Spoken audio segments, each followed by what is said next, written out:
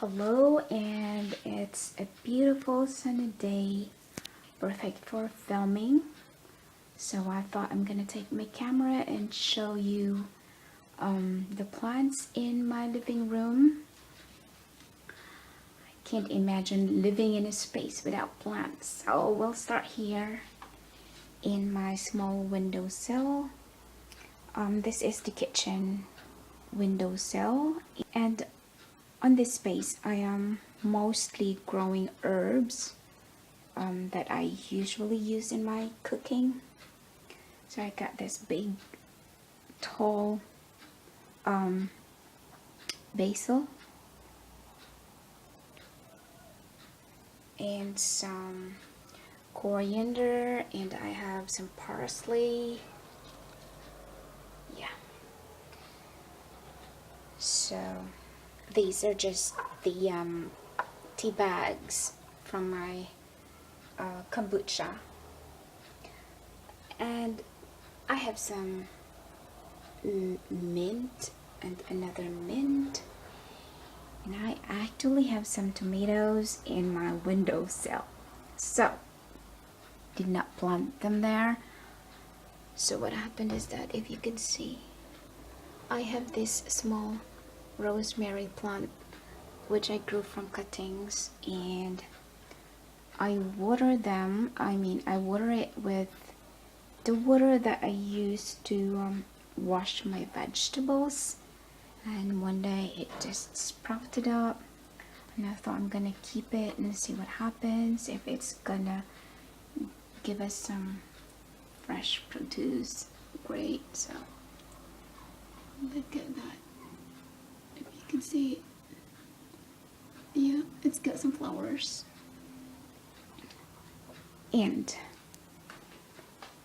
moving up here, I have this new section here for growing pothos. As you can see, they are looking a bit sparse. It's because they are new plants. I've propagated them from cuttings.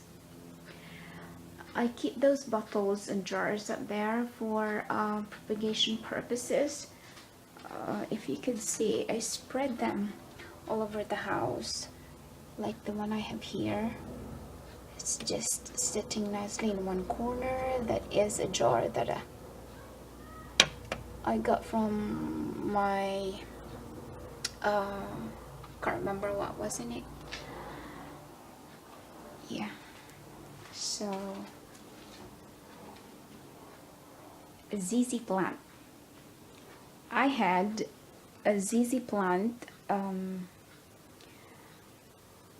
just one tiny stem, and I had it for 3 years, but it was not doing anything. So I thought I could not propagate it or get more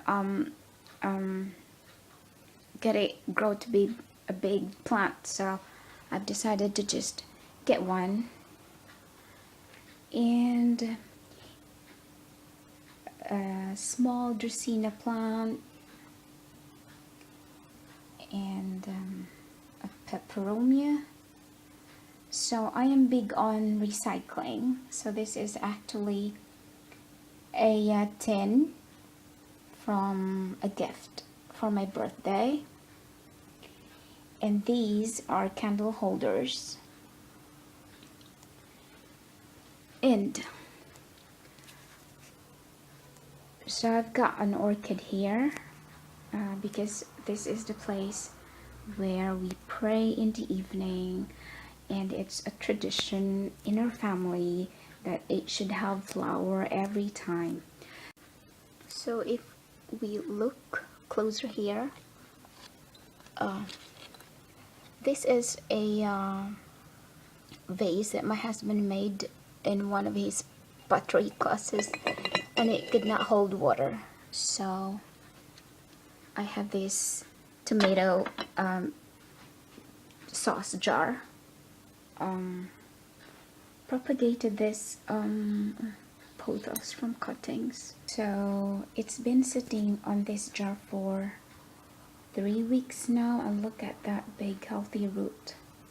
and it's now ready to put into the soil. And I have another one up there. So this big pot here, this was put together some 3 months ago. I came home and I was constantly away, and I thought that all of the plants that was in an individual pots were just cluttering around, taking every free space that we have. And that's when I got this big pot and just mixed them all up there, and they're looking happy. So this is new from cuttings as well. And these jade plant here are from cuttings. And look at the variety of color. Beautiful. I love that. It's very bright yellow and red. It looks a little bit orange, but I don't know. I might be colorblind or something. So this Ficus benjamina, it's from cuttings as well, and it looks healthy and thriving. And I have this new anthurium.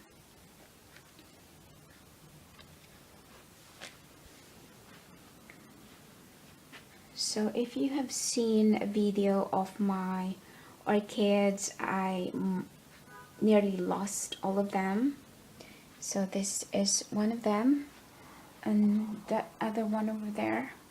So they are now bouncing back, and I will surely make an update of that soon. And my succulent window. So I used to have a lot of succulent planters that does not have a permanent drainage, but the problem with that is it gets moldy. So I try to avoid it now. I still have a few, and I'm keeping them. I think I have 2 planters without permanent drainage. But this one actually is a good planter. If you wanted to get a planter without permanent drainage, but if you have this space here, it's hollow, and it's ideal for making a temporary drainage. Let me just show you what I mean by that. So this is actually in a pot. That one right there is empty. See? And my 3-year-old cactus. I actually like this. I love it. It's slow growing, and it's just sitting there very pretty. And this succulent planter that I made a while ago, and that one is not growing very well. It's from cuttings, and I had to cut it back. It was growing very bushy. So this is how I do my succulent planters. I actually make space for them to grow. As I see from other videos, they crowd it all up with lots and lots of plants there. But this, I wanted to last long. I did not want to keep repotting my plants when they get bigger in the container. So that's how I like it. And if you are growing a succulent indoors, please do not position this pretty beautiful plants away from the windowsill. I have seen a lot of videos, beautiful ones, and the succulents are placed in shelvings away from the window. If you wanted to keep your succulents indoors, thriving, put them in the windowsill. And I had to treat myself getting this dendrobium. As you know, I nearly lost all of my orchids, and this is such a treat. It is scented but not overpowering. And over here I have this marbled peperonia, and here is my beautiful monster. I actually had to think harder, think a lot, whether to get this plant or not, because we have a small space and this kind of plant just spreads out. It's big, as you can see. The leaves are large and it grows outwards, so actually a moss pole that's the trick. I had to use tying materials to tie it into the moss pole so it could stand up erect and not spread out, because I did not want it to get crushed and damage its leaves. And up there I have some, and I have another pot of a propagated pothos. And this calathea here, it looks a bit weird, but it's not like that all day. But in the late afternoon, it reaches out to the sunlight. So it's like everything is moving towards the window, all of the leaves. And another phalaenopsis. So that's it. I hope that if you do not have any plants in your home, for to pass on the plant bug into you.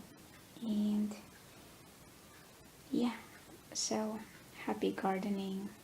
Thank you for watching.